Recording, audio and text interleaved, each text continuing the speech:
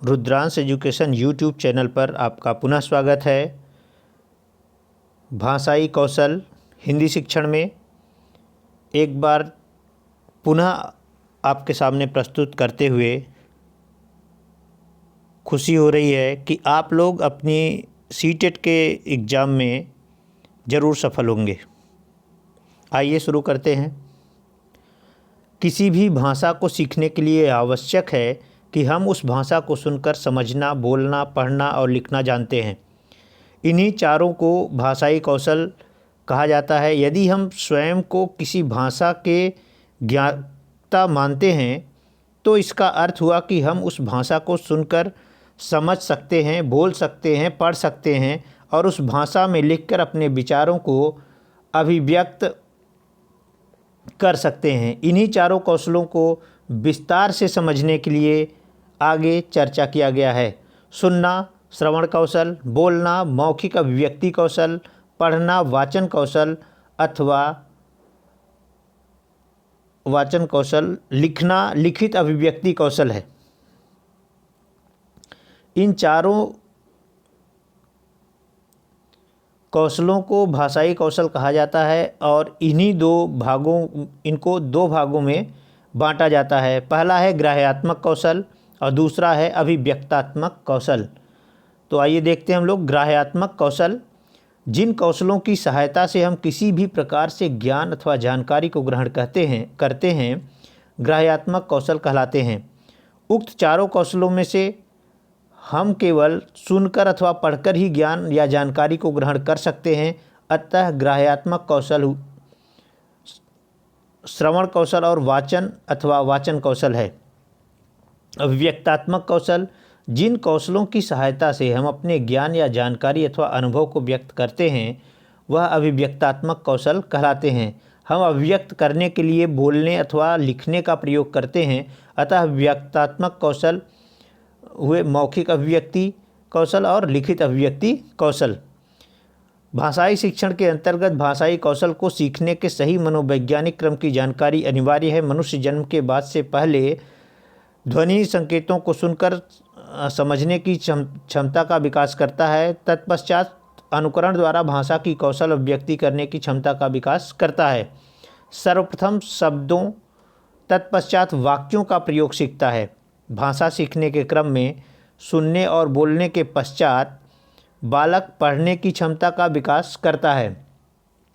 पढ़े हुए भाषा संकेत का अनुकरण करके लिखित अभिव्यक्ति में दक्षता प्राप्त करता है। इस प्रकार हम यह कह सकते हैं कि भाषाई कौशलों को सीखने का सही मनोवैज्ञानिक क्रम है सुनना, बोलना, पढ़ना, लिखना। यहाँ पे ये ध्यान देने योग्य बात है कि मनोवैज्ञानिक क्रम क्या है, तो उसको आप ज़रूर ध्यान देंगे। सुनना, बोलना, पढ़ना और लिखना। ठीक है, आगे बढ़ते हैं। चारों कौशलों को विकसित करने की विधियाँ जानने, इनके उद्देश्यों को जानने और इनको सीखने के चरणों को समझने के लिए हमें इन्हें विस्तार से पढ़ना होगा। श्रवण कौशल, सुनना। श्रवण यह शब्द संस्कृत की श्रु धातु से बना है जिसका अर्थ है सुनना। इस प्रकार श्रवण का अर्थ हुआ श्रवणेंद्रिय द्वारा वक्ता की ध्वनियों को सुनकर मस्तिष्क द्वारा उसकी अनुभूति करना। इसमें सुनने, समझने, उस पर चिंतन मनन करने, उस पर अपना मंतव्य स्थिर करने आदि की क्रियाएं सम्मिलित हैं। श्रवण कौशल भाषा सीखने का प्रथम चरण है। यह प्रथम कौशल है तथा अन्य कौशलों के विकास का आधार है। श्रवण कौशल की उपयोगिता। सुनने का भाषा सीखने में विशेष महत्व है। यह एक बुनियादी कौशल है। अभिव्यक्ति कौशल के विकास के आधार के रूप में श्रवण उपयोगी है। एक अच्छा श्रोता ही अच्छा वक्ता बन सकता है। अध्ययन अध्यापन प्रक्रिया में श्रवण कौशल अनिवार्य रूप से महत्वपूर्ण है। वक्ता के कथन में निहित व्यंग और विनोद आदि की समझ के लिए सुनना उपयोगी है।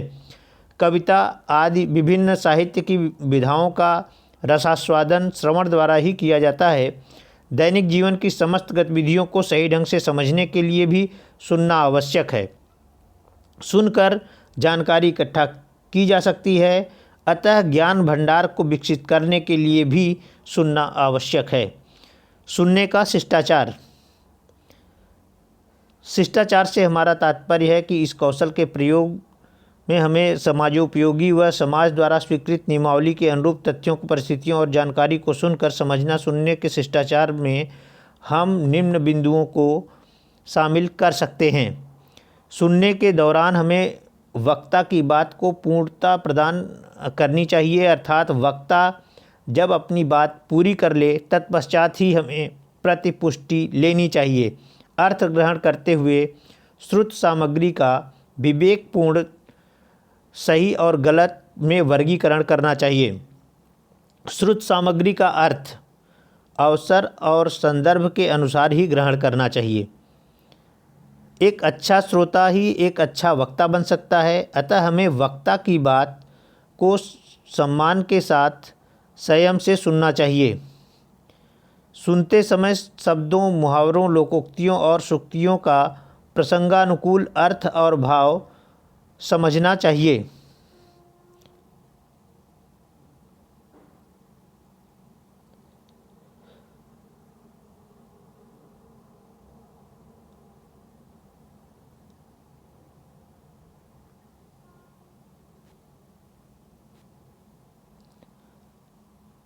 श्रवण कौशल के सोपान। सुनना या श्रवण 3 चरणों में पूरा होता है। ध्वनि का कानों तक पड़ना, दूसरा है अर्थ ग्रहण, तीसरा है प्रयोग। तो ये ध्यान देने योग्य बात है कि सुनना श्रवण का 3 चरण है। ये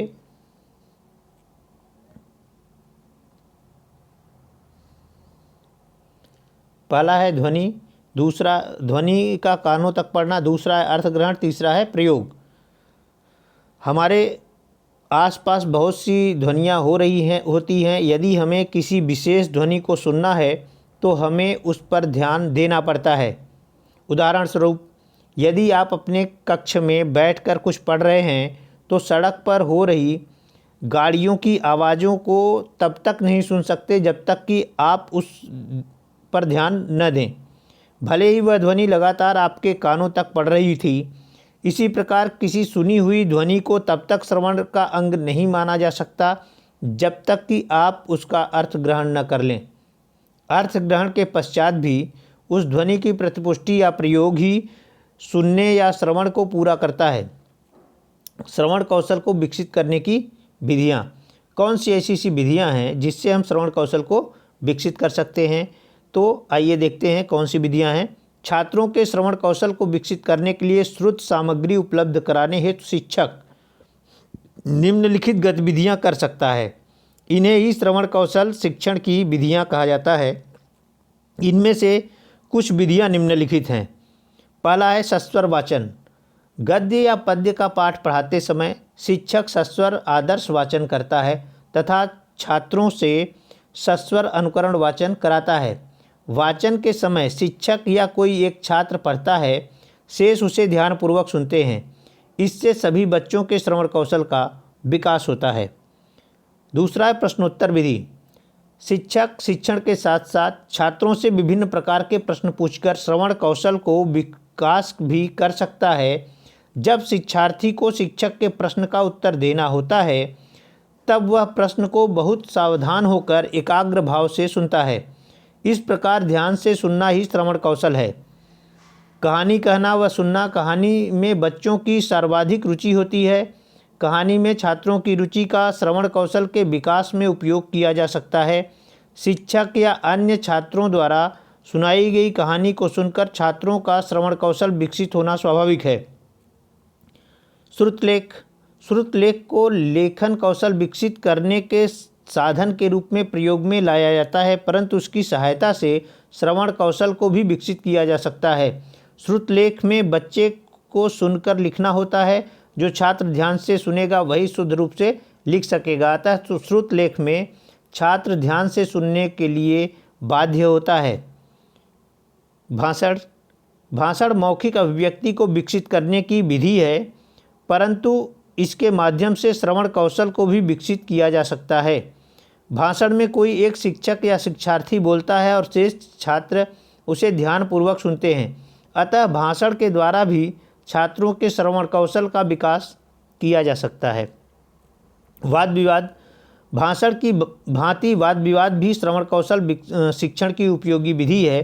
वाद विवाद में भाग लेने वाले छात्रों को तो हर बात ध्यान से सुननी ही होगी, क्योंकि उसके बिना न तो वे प्रश्न के उत्तर दे सकेंगे और न ही तर्क कर सकेंगे। वाद विवाद के बाद छात्रों से प्रश्न अवश्य पूछे जाएं, इससे छात्रों के श्रवण कौशल का विकास हो सकेगा। आदेश निर्देश।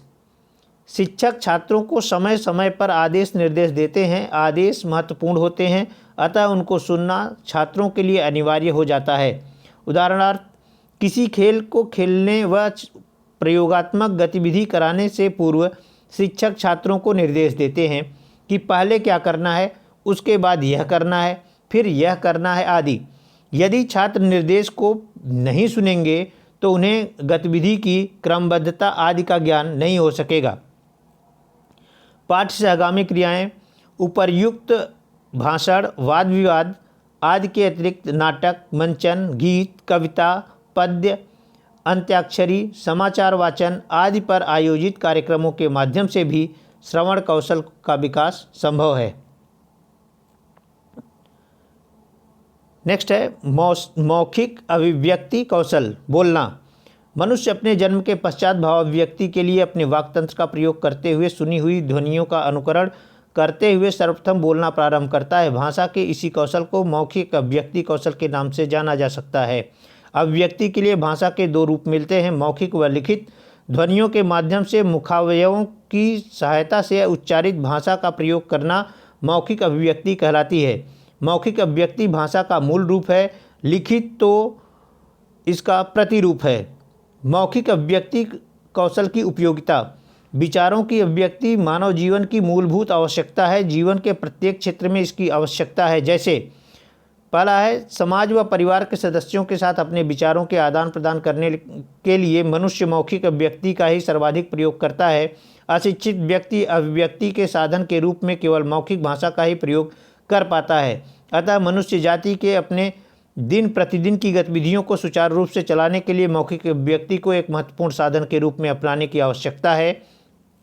दूसरा है, विभिन्न प्रकार के व्यवसायों में निर्देशन का माध्यम मौखिक भाषा ही होती है। अतः मौखिक अभिव्यक्ति कौशल का समुचित विकास व्यावसायिक क्षेत्रों में उन्नति के साधन के रूप में उपयोगी है। अध्ययन अध्यापन प्रक्रिया में मौखिक अभिव्यक्ति कौशल का महत्वपूर्ण स्थान है। बिना मौखिक गतिविधियों के अध्ययन अध्यापन संभव ही नहीं है।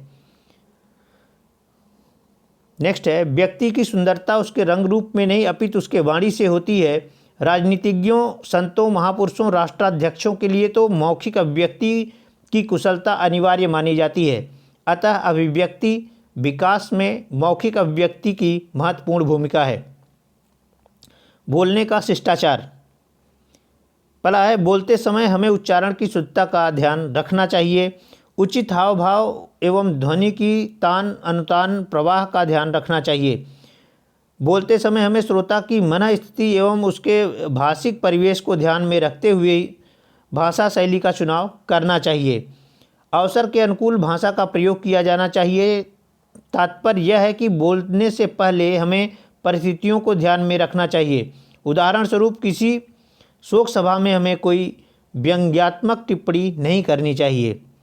संदर्भ के अनुसार ही भाषा का प्रयोग करना चाहिए। उदाहरण के रूप में, यदि किसी राजनैतिक विषय पर चर्चा हो रही है तो हमारा वक्तव्य उसी से संबंधित होना चाहिए। यदि हम वहाँ पर्यावरण संबंधी तथ्य या तर्क प्रस्तुत करते हैं तो यह माना जाएगा कि वह कथन संदर्भ के अनुसार उचित नहीं है। मौखिक अभिव्यक्ति कौशल को विकसित करने की विधियाँ। मौखिक कार्य भाषा शिक्षण का मुख्य आधार होता है। मौखिक अभिव्यक्ति के बिना सीखना सिखाना दोनों असंभव है। मौखिक अभिव्यक्तियाँ शिक्षण के लिए शिक्षक इन विधियों व साधनों का प्रयोग कर सकता है। पहला है सस्वर वाचन। इसमें शिक्षक पहले स्वयं अनुच्छेद आदि का वाचन करता है, फिर छात्रों से सस्वर वाचन कराता है। इसमें छात्रों का संकोच दूर होता है तथा वे शुद्ध उच्चारण करना सीखते हैं। दूसरा है कविता पाठ। इसके द्वारा शिक्षक छात्रों की कविता कंठस्थ करने के लिए उत्साहित करता है तथा कक्षा, प्रातःकालीन सभा तथा किसी समारोह आदि में उसे उचित हाव भाव, आरोह अवरोह तथा अंग संचालन के साथ सुनाने का अवसर प्रदान कर उसकी मौखिक अभिव्यक्ति का विकास करता है। कहानी सुनना। शिक्षक पहले छात्रों को कहानी सुनाए, फिर उसी कहानी को छात्रों से सुने। शिक्षक ध्यान रखे कि कहानी छात्रों के स्तर के अनुरूप हो, अधिक लंबी ना हो। अधूरी कहानी को भी पूरी करा सकता है। इससे छात्रों की कल्पना शक्ति विकसित होगी। इससे छात्रों की अभिव्यक्ति में स्वाभाविकता व प्रवाह को उत्पन्न किया जा सकता है। चित्र वर्णन। इस विधि में शिक्षक छात्रों को कोई चित्र दिखाकर उसका वर्णन कराता है। किसी कहानी की घटनाओं के चित्र दिखाकर छात्रों की कहानी सुनाने के लिए प्रेरित करता है। किसी पशु पक्षी का चित्र दिखाकर उसके बारे में बहुत सी बातें पूछ सकता है। मौखिक अभिव्यक्ति के विकास की यह एक रोचक विधि है। संवाद। इससे छात्र अस्त्रानुकूल शब्दावली, अवसर के अनुकूल भाषा तथा आत्मविश्वास के साथ मौखिक अभिव्यक्ति करना सीख जाते हैं। संवादों के माध्यम से शुद्ध उच्चारण, उचित गति व हाव भाव के साथ मौखिक अभिव्यक्ति की शिक्षा दी जा सकती है। वाद विवाद से मौखिक अभिव्यक्ति को तर्कपूर्ण ढंग से प्रतिपादित करने की कुशलता आती है। शिक्षक को चाहिए कि वाद विवाद विषय तथा समय निर्धारित करके छात्रों को बता देना चाहिए, जिससे उसे अच्छी तरह तैयार कर सके। भाषण मौखिक अभिव्यक्ति के विकास का एक सशक्त माध्यम है। भाषा के माध्यम से छात्र किसी विषय पर अधिक से अधिक विचारों का संकलन व उनका क्रमबद्ध तरीके से व्यक्त करना सीखते हैं। शिक्षक विद्यालय में भाषण प्रतियोगिता का आयोजन करे तथा छात्रों को उनमें भाग लेने के लिए प्रोत्साहित करे। साथ ही वह यह भी ध्यान रखे कि भाषण के विषय छात्रों के मानसिक स्तर के अनुरूप उपयोगी व रोचक हों। नाटक मंचन के माध्यम से उचित हाव भाव, उतार चढ़ाव, प्रवाह, अवसर के अनुकूल भाषा आदि मौखिक अभिव्यक्ति के विविध पक्षों का अभ्यास करने का अच्छा अवसर मिल जाता है। टेलीफोन। छात्रों को टेलीफोन या मोबाइल फ़ोन पर बातचीत का अवसर देकर उनकी मौखिक अभिव्यक्ति को विकसित किया जा सकता है। शिक्षक छात्रों की बात सुनकर उनका मार्गदर्शन कर सकता है। इससे अभिव्यक्ति में संक्षिप्तता, सार्थकता, शिष्टता, सुबोधता आदि गुणों को विकसित किया जा सकता है। वाचन कौशल या पठन कौशल। वाचन का अर्थ। वाचन न केवल एक साधारण मानसिक प्रक्रिया है, अपितु यह एक उच्च स्तरीय व्यापार है, जिसमें देखने, लिपि चिन्हों को पहचानने, समझने, कल्पना करने, तर्क करने, निर्णय लेने तथा मूल्यांकन करने आदि के व्यापार शामिल हैं। ध्वनि के प्रति वर्णों को देखकर पहचानना। वाचन की शिक्षा देने वाले व्यक्ति शिक्षक को स्वयं वाचन प्रक्रिया की जानकारी होनी जरूरी है। हिंदी पढ़ने में हमारी आँखें बाएं से दाएं कुछ गति से रुक कर आगे बढ़ती है। पढ़ते समय आँखों का दृष्टि केंद्र वर्ण की अपेक्षा शब्द होता है। दो केंद्रों के बीच के विराम को दृष्टि विराम, आई स्पेन कहते हैं। यह दृष्टि विराम पढ़ने वाले के मानसिक स्तर, उसकी आयु, अभ्यास, वाचन का उद्देश्य आदि के आधार पर कम या अधिक होता है। वाचन प्रक्रिया के सोपान। वाचन कौशल के विकास के लिए निम्न 3 सोपानों का सहारा लिया जा सकता है। प्रत्यक्षीकरण, अर्थग्रहण, प्रयोग। प्रत्यक्षीकरण। इसमें शिक्षक चित्रादि की सहायता से या श्यामपट्ट पर वर्णों को लिखकर तथा बार बार वर्णों से छात्रों को प्रत्यक्ष कराकर वाणी द्वारा उनके अभ्यास से वर्णों की ज्ञान देता है, जिससे उसे उनकी पहचान हो जाती है। बार बार देखने, सुनने व बोलने से वर्णों के चित्र बालक के मस्तिष्क पर अंकित हो जाते हैं। प्रत्यक्षीकरण में इन बातों पर ध्यान देने की आवश्यकता होती है। ध्वनि के प्रतीक वर्णों को पहचानना, वर्णों को पहचान कर पढ़ना, वर्णों के योग से शब्द बनाना, शब्दों का उचित सोपानों में बांटकर पढ़ना। अर्थग्रहण। वाचन कौशल में केवल शब्दों का उच्चारण करना ही नहीं, बल्कि साथ साथ अर्थ व भाव को समझना भी जरूरी है। लिखित भाषा का अर्थ ग्रहण करते हुए पढ़ने की क्रिया को ही वाचन कहा जाता है। यह वाचन शिक्षण का दूसरा सोपान है। प्रयोग। मनुष्य जो कुछ सीखता है जीवन में उसका प्रयोग करने के लिए सीखता है। यदि प्रयोग ही नहीं करना तो फिर सीखने की क्या आवश्यकता। वाचन कौशल शिक्षण के उद्देश्य। देवनागरी लिपि के सभी लिपि संकेतों व उनके योग से बनने वाले शब्दों व वाक्यों को पढ़ना। शुद्ध उच्चारण, उचित गति, उचित बालाघात, अनुतान व स्वर के उतार चढ़ाव के साथ पढ़ना। पाठ्यवस्तु को ध्यान व धैर्य के साथ पढ़ना। समुचित गति व बोध के साथ मौन वाचन करना। भाव के अनुकूल सस्वर वाचन करना। पाठ्य सामग्री में प्रयुक्त शब्दों, मुहावरों व लोकोक्तियों को प्रसंग के अनुकूल पढ़ना। पठित शब्दों के वाच्यार्थ, लक्ष्यार्थ व व्यंग्यार्थ को जान सकना। कठिन अंश का सारांश व केंद्रीय भाव ग्रहण करना। पठित सामग्री से उपयुक्त अंश का चुनाव करना। पाठ्य सामग्री की भाषा शैली को समझना। विभिन्न साहित्यिक विधाओं की विशेषताओं को पहचानना। वाचन के प्रकार। सामान्यतः हम दो प्रकार से पढ़ते हैं, बोलकर तथा बिना बोले। इसी आधार पर वाचन के दो भेद किए जाते हैं, सस्वर वाचन और मौन वाचन। सस्वर वाचन स्वर सहित पढ़ते हुए अर्थ ग्रहण करने को सस्वर वाचन कहा जाता है। यह वाचन की प्रारंभिक अवस्था है। सस्वर वाचन भी दो प्रकार का होता है। पहला है व्यक्तिगत वाचन।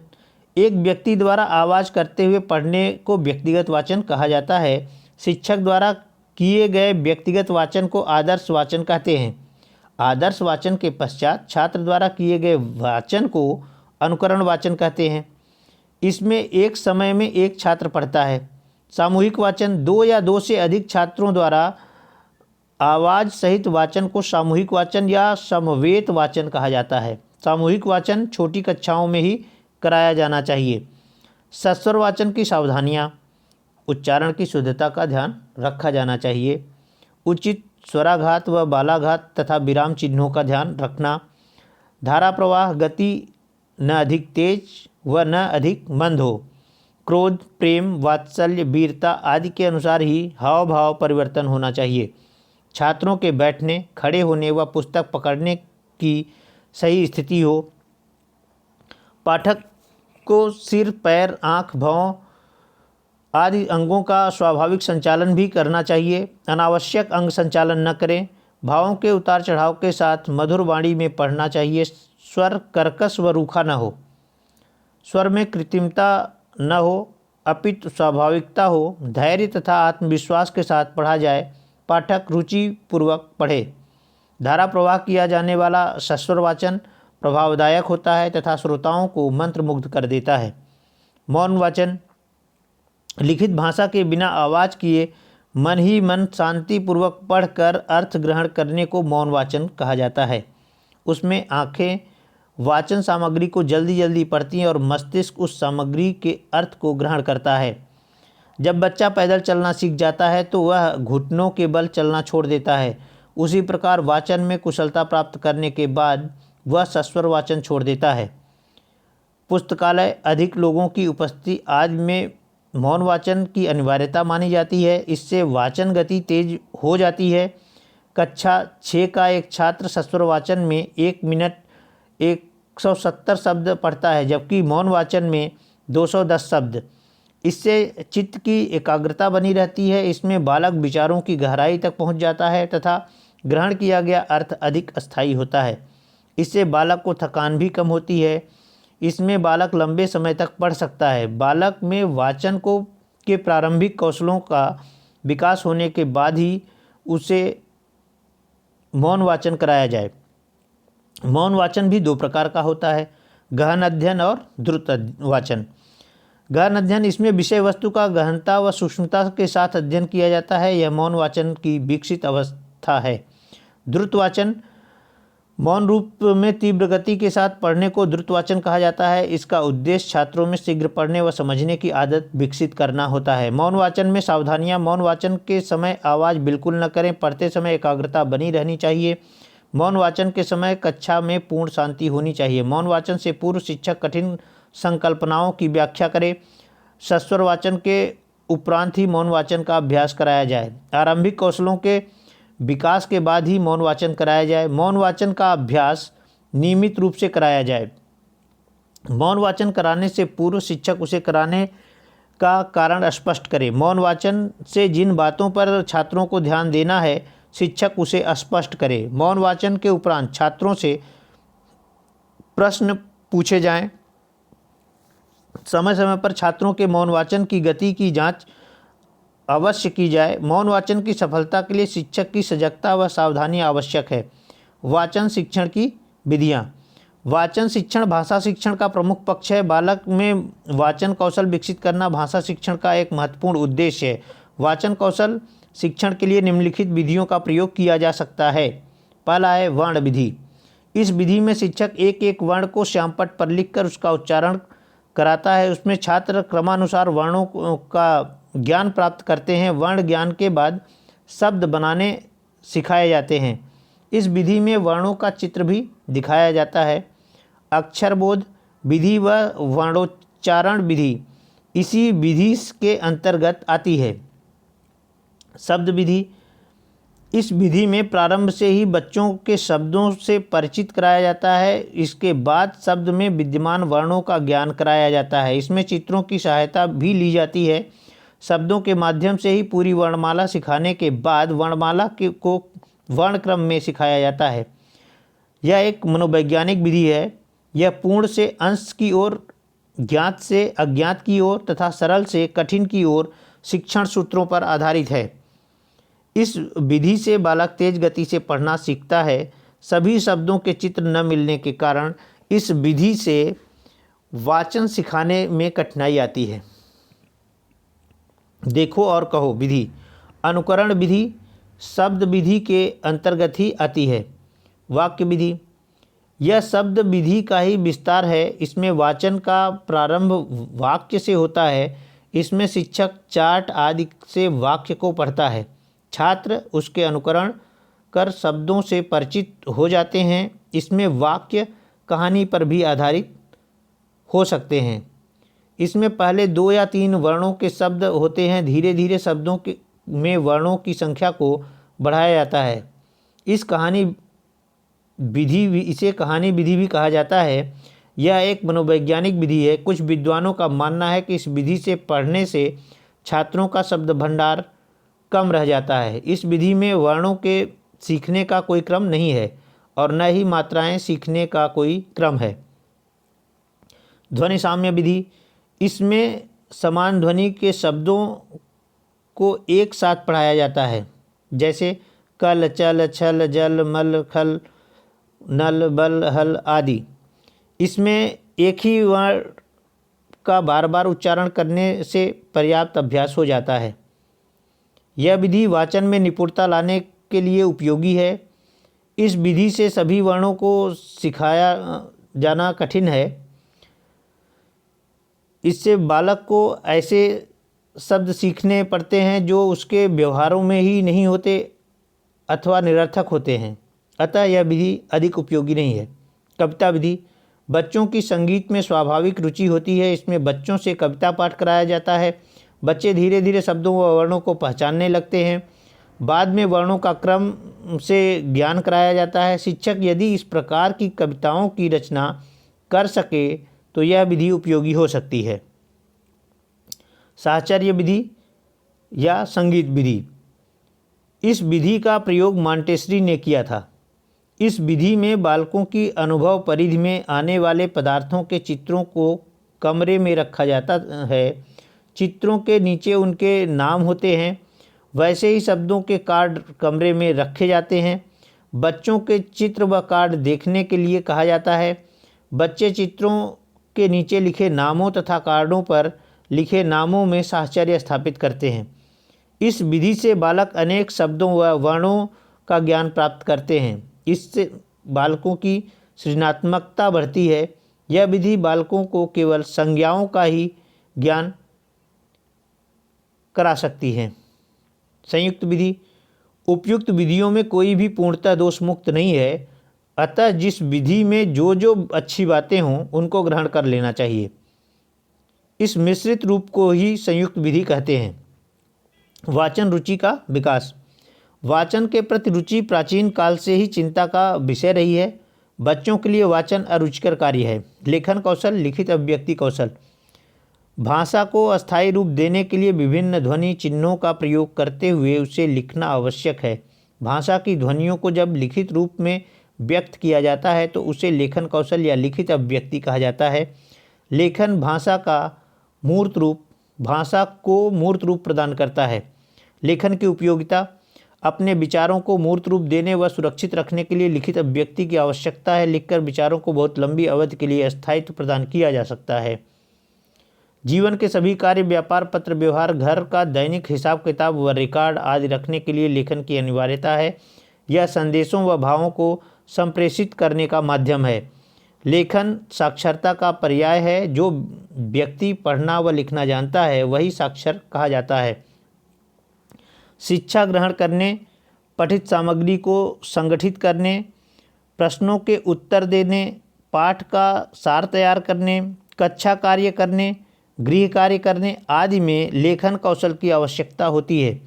लेखन के बिना पाठ्यपुस्तक कोई अस्तित्व नहीं है। लिखित भाषा मौखिक भाषा की अपेक्षा अधिक प्रामाणिक व विश्वसनीय मानी जाती है। इससे भाषा का सर्वमान्य रूप स्थिर रहता है। इससे मौखिक विचारों की व्यवस्थित किया जा सकता है।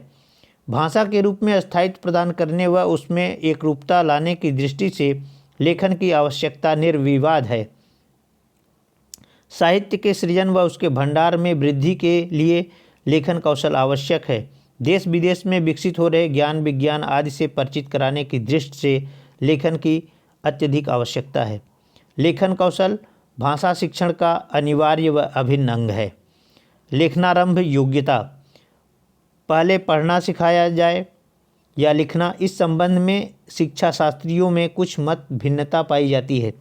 श्रीमती मॉन्टेसरी का मानना है कि बच्चों को पढ़ना सिखाने से पूर्व उन्हें लिखना सिखाया जाना चाहिए। यहाँ इस बात को ध्यान दीजिएगा कि श्रीमती मॉन्टेसरी का मानना है कि बच्चों को पढ़ना सिखाने से पूर्व उन्हें लिखना सिखाया जाना चाहिए, क्योंकि लेखन वाचन की अपेक्षा सरल है तथा आनंददायक कार्य है। इसके विपरीत फ्रावेल के अनुसार लिखना सिखाने से पूर्व पढ़ना सिखाया जाना चाहिए,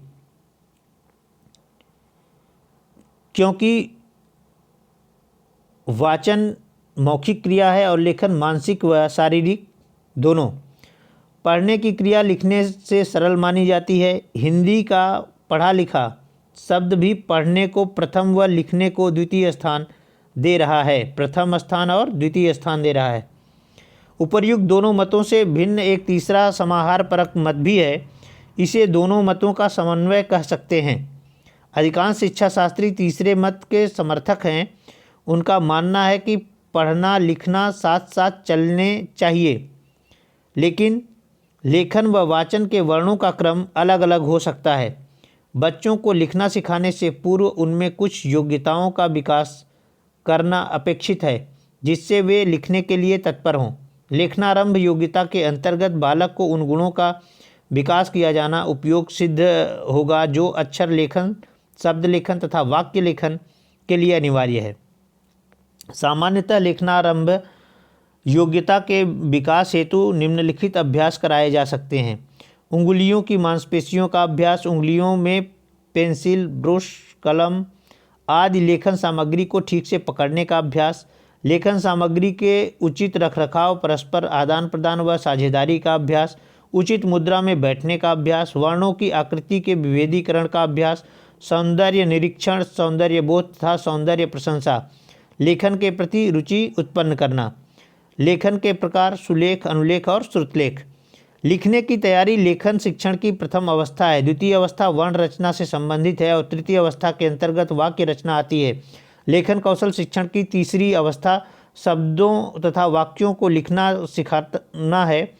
लेखन शिक्षण की इस अवस्था में बच्चों पर बहुत ध्यान देने की आवश्यकता है। इस समय बच्चे को सुंदर, सुडौल व स्पष्ट रूप से लिखने का अभ्यास कराना चाहिए। इस समय शब्दों तथा वाक्यों को सुंदर, सुडौल व स्पष्ट रूप से लिखना सिखाने के लिए लेखन के निम्नलिखित प्रकारों का अभ्यास कराने की आवश्यकता होती है। सुलेख, अनुलेख, श्रुतलेख। सुलेख क्या है, इसको देखते हैं। सुंदर लेख को सुलेख कहते हैं। सुलेख का लेखन कौशल शिक्षण में विशेष स्थान है। सुलेख शिक्षित व्यक्ति का आवश्यक लक्षण है। बच्चों की लिखावट अच्छी हो, इसके लिए प्रारंभ से ही सतर्क रहना चाहिए। यह सुंदर लेख में निम्नलिखित गुण होने चाहिए। अनुपात, परस्पर वर्णों का मात्राओं के साथ आकार की दृष्टि से अनुपात हो। पाई, देवनागरिक लिपि में वर्णों में पाई का चिन्ह लेख को सुंदर बनाने में बहुत महत्व रखता है। यदि पाई सीधी होगी तो वर्ण सुंदर बनेंगे। पाई का कोण 90 अंश पर होना चाहिए। शिरोरेखा, देवनागरी लिपि के वर्णों में सिरोरेखा लगाना अनिवार्य माना जाता है, अतः प्रत्येक शब्द पर सिरोरेखा अवश्य हो। सिरोरेखा बिल्कुल सीधी होनी चाहिए। मात्राओं का योग, वर्णों में मात्राओं का योग ठीक से हो, विशेष रूप से ई की मात्रा से पूर्व आधे व्यंजन के योग में तथा र के साथ लगाने वाली ऊ व बड़ा ऊ की मात्राओं में विशेष सावधानी की आवश्यकता होती है। उचित दूरी, वर्णों, वाक्यों तथा पंक्तियों की परस्पर दूरी समुचित से होनी चाहिए। यह दूरी न तो बहुत अधिक हो और न ही बहुत कम हो। अनुच्छेदों में विभाजन, लेख को समुचित अनुच्छेदों में विभाजित किया जाना चाहिए। अनुच्छेद निर्माण एक कला है। अलग अलग विचारों के लिए अलग अलग अनुच्छेद रचना की जानी चाहिए। ध्यान रहे, न तो एक ही विचार के लिए कई अनुच्छेद बनाए जाएं और न ही एक अनुच्छेद में कई विचारों का समावेशन हो। उचित हाशिया, लिखते समय पृष्ठ बाईं ओर उचित हाशिया छोड़ा जाना भी सुलेख के लिए अनिवार्य है। उचित गति, लेख की सुंदरता के साथ साथ लेखन में उचित गति होना भी आवश्यक है, अर्थात सुंदर लिखने के चक्कर में एक ही शब्द या वाक्य पर ही पूरा समय न लगा दिया जाए। अतः गति के साथ साथ सुंदरता को बनाए रखना आवश्यक है। लेख को सुंदर बनाने के लिए शिक्षक को उपर्युक्त बातों की ओर ध्यान देने के साथ साथ निम्नलिखित सावधानियां भी बरतनी चाहिए। बैठने का आसन, अध्यापक को यह बात सदैव ध्यान में रखनी चाहिए कि लिखना एक कला है। प्रायः छात्र अपना सिर मेज पर झुकाकर लिखते हैं, यह पूर्णतः अनुचित है। लिखित कार्य आरंभ करने से पूर्व छात्रों का शरीर संतुलित होना चाहिए। शिक्षक को चाहिए कि वो बच्चे के आसन का निरीक्षण करे। कुर्सी इतनी ऊंची हो कि रीढ़ की हड्डी सीधी हो। कापी आँख से 1 फुट की दूरी पर रहे। लेखनी पकड़ने का ढंग, छात्रों को लेखनी पकड़ने का ढंग पर भी अध्यापक को विशेष रूप से ध्यान रखना चाहिए। छात्र कलम को इस तरह से पकड़े कि वह अंगूठे व मध्य उंगली के बीच में रहे और तर्जनी उंगली लेखनी के ऊपर रहे। लेखन सामग्री, स्पष्ट और सुडौल लिखने के लिए उचित लेखन सामग्री का होना आवश्यक है।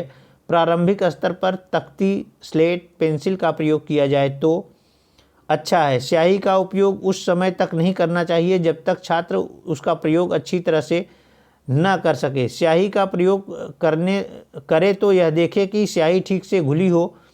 यद्यपि आज बॉल पेन के प्रयोग ने उसे बहुत सुगम बना दिया है।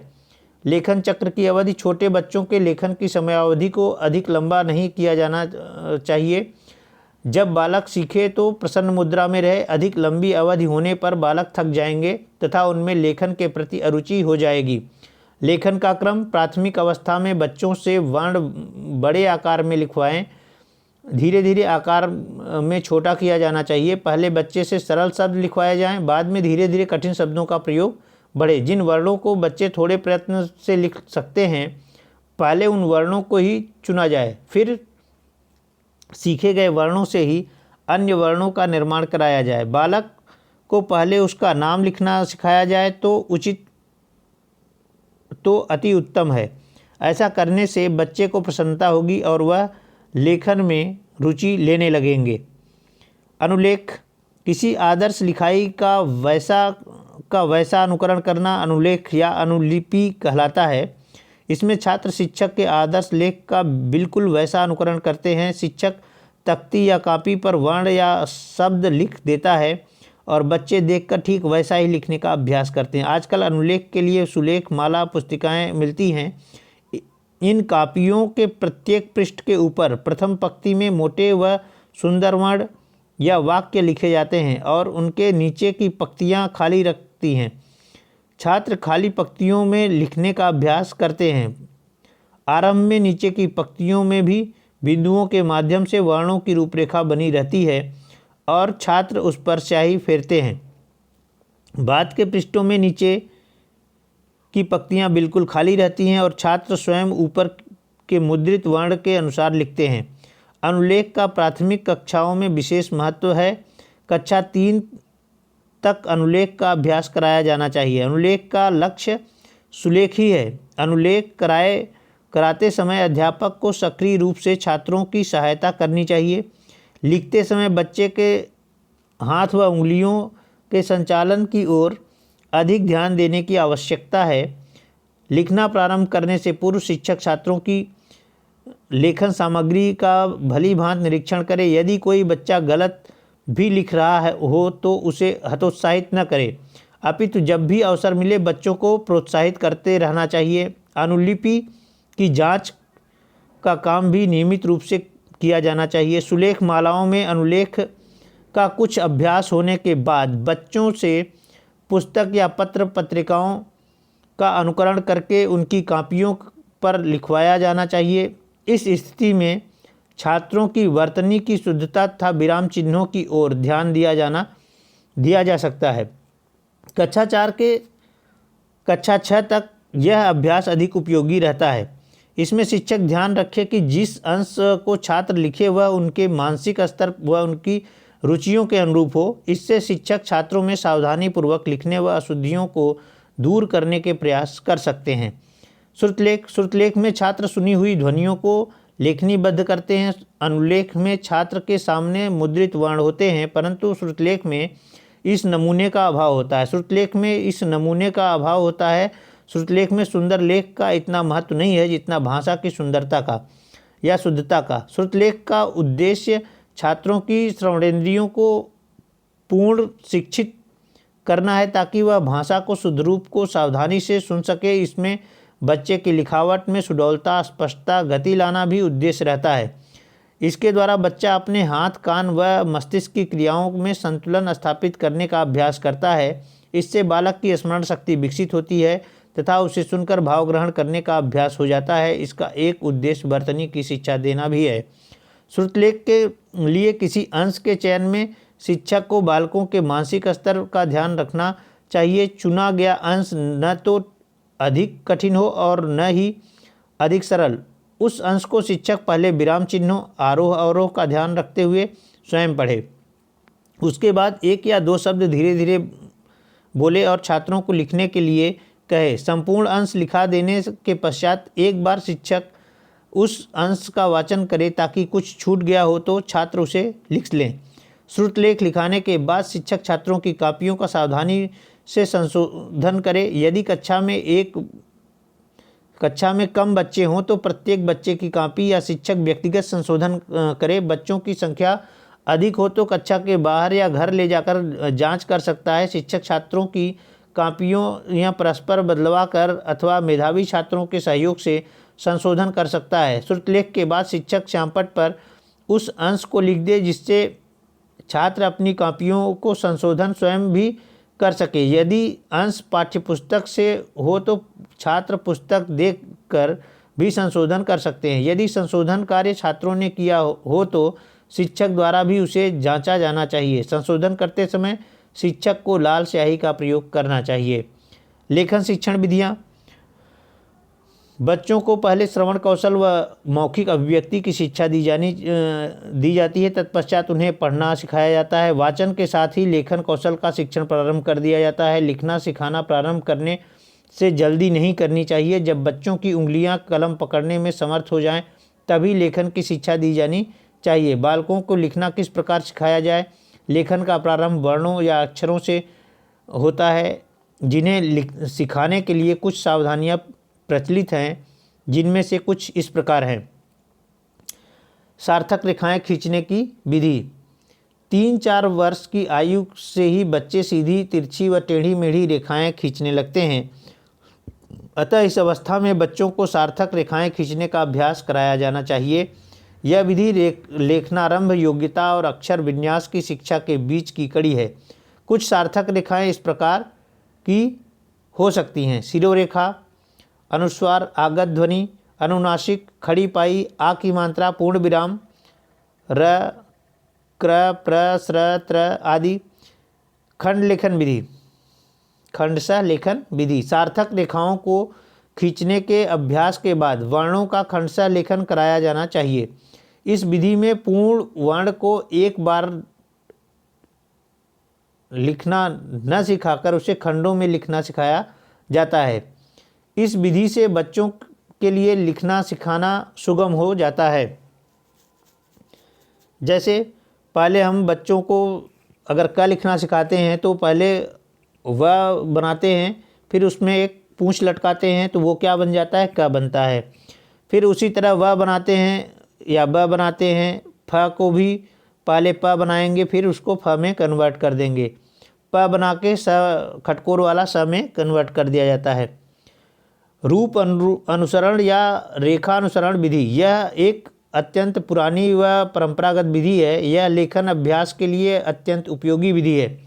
इस विधि में अध्यापक तख्ती पर पेंसिल से वर्ण लिखता है, बच्चे उस लिखे हुए वर्ण पर कलम चलाते हैं और स्याही फेरते हैं। इस विधि में पेंसिल से पूरे वर्ण न बनाकर बिंदुओं से भी वर्ण बनाए जा सकते हैं। छात्र उन बिंदुओं को जोड़कर वर्ण की आकृति बनाना सीख जाते हैं। धीरे धीरे छात्र उस अवस्था तक पहुंच जाते हैं जिसमें शिक्षक ऊपर की पंक्ति में शब्द लिखता है और बच्चे नीचे की पंक्ति में स्वयं उसकी नकल उतारते हैं। अब जो बाजार में इस प्रकार की कापियां भी उपलब्ध हैं जिन पर इस प्रकार के लेखन अभ्यास कराया जा सकता है। इस विधि में अध्यापक को छात्रों का हाथ पकड़कर वर्ण की आकृति बनाने में उनकी सहायता करनी चाहिए। इस विधि में शिक्षक का मार्गदर्शन अनिवार्य है। शिक्षक को यह देखना चाहिए कि बालक पेन या पेंसिल का सही दिशा में घुमा रहा है कि नहीं।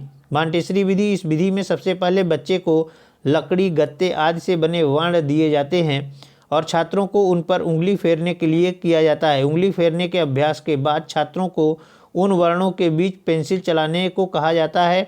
जब बच्चों की उंगलियां सज जाती हैं तब उन्हें स्वतंत्र रूप से लिखने के लिए कहा जाता है। इस अभ्यास के बाद छात्र स्वतंत्र रूप से गत्ते व लकड़ी के वर्णों के बिना लिखना प्रारंभ कर देते हैं। पेस्टालॉजी की रचनात्मक विधि, इस विधि में लकड़ी व प्लास्टिक आदि से बने वर्णों के टुकड़ों को संकलित किया जाता है। ये टुकड़े रेखा, वृत्त, अर्धवृत्त आदि होते हैं। छात्र किसी वर्ण को देखकर टुकड़ों को ढूंढ कर उन्हें जोड़कर वैसा ही वर्ण बनाने का प्रयास करते हैं।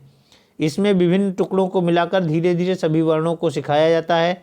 इसमें सरल वर्णों को पहले तथा कठिन वर्णों को बाद में सिखाते हैं। इस विधि में समान आकृति वाले वर्णों के समूह बनाकर उनको साथ साथ सिखाया जाता है, जैसे प, फ, न, म, भ, त, ल, धन इत्यादि। चित्र विधि, वर्णमाला के कितने भी वर्णों को सिखाने के लिए चित्रों की सहायता ली जा सकती है। ऐसे चित्रों के कई प्राइमर भी बाजार में उपलब्ध हैं। बच्चा यदि चित्र बनाने में सक्षम हो जाता है या खेल खेल में वर्णों की आकृति बनाना भी सीख जाता है। इस विधि में बच्चों को चित्र दिखाकर पहले उन वस्तुओं के चित्र बनवाते हैं तथा उसके बाद उन चित्रों के नाम से संबंधित प्रथम वर्ण को चित्र की भांति समझकर उसका भी चित्र बनाया जाता है। इस प्रकार के अभ्यास से बच्चे धीरे धीरे वर्णों में रंग भरते भरते उनको लिखना सीख जाते हैं। परंपरागत विधि, इस विधि में पहले स्वर, फिर व्यंजन, फिर शब्द, उसके मात्राएं तथा वाक्य लिखने सिखाए जाते हैं। इस विधि का यह लाभ है कि उसमें वाचन व लेखन का एक ही क्रम हो सकता है। इसमें बच्चे वर्णमाला क्रम को भली भांति याद कर लेते हैं। इस विधि का समर्थन करने वालों का मानना है कि लेखनारंभ योग्यता के अंतर्गत जब बालकों के विभिन्न रेखाओं पर पेंसिल चलाने का अभ्यास हो जाता है तो उन्हें क्रम से लिखना सीखने में कोई कठिनाई नहीं होती है। समान आकृति समूह विधि, इस विधि में वर्णों को कुछ समूहों में विभाजित कर लिया जाता है तथा एक समूह के वर्णों को एक साथ लिखना सिखाया जाता है। इस विधि में थोड़े से प्रयास से ही छात्रों को यह अनुभव होने लगता है कि उन्होंने बहुत कुछ सीख लिया है। तुलना विधि, भारत में जिन प्रदेशों में बच्चों की मातृभाषा हिंदी न होकर बंगला, पंजाबी आदि अन्य भाषाएं होती हैं, उन भाषाओं को अपनी अपनी लिपियां होती हैं। उन प्रदेशों में तीसरी और चौथी कक्षा में हिंदी सिखाई जाती है। ऐसे बच्चों को मातृभाषा की लिपि सीख चुके होते हैं। जब उन्हें देवनागरी लिपि सिखाई जाती है तब उनकी पृष्ठभूमि भिन्न होती है। इस प्रकार के छात्रों के लिए तुलना विधि उपयुक्त विधि है। तात्पर्य यह है कि देवनागरी लिपि के वर्ण अन्य लिपियों के वर्णों से मिलते जुलते हैं। देवनागरी लिपि सीखने के लिए अपनी लिपि से समानता रखने वाले वर्णों को जानना, उनकी तुलना करके साम्य या भेद पहचानना और अनुकरण करना सीखकर बच्चे हिंदी लिखना सीख सकते हैं। तो ये है भाषाई कौशल, और भाषाई कौशल से बहुत से प्रश्न आपको मिलेंगे। हालांकि पूरा मैटर को एक साथ रखने के चक्कर में ये वीडियो बड़ा हो गया है, लेकिन ये वीडियो आपके लिए लाभदायक होगा और आपके लिए इस आगामी परीक्षा के लिए बहुत ही सहायक होगा। अतः आप लोग इस वीडियो को ज़रूर पूरा देखिएगा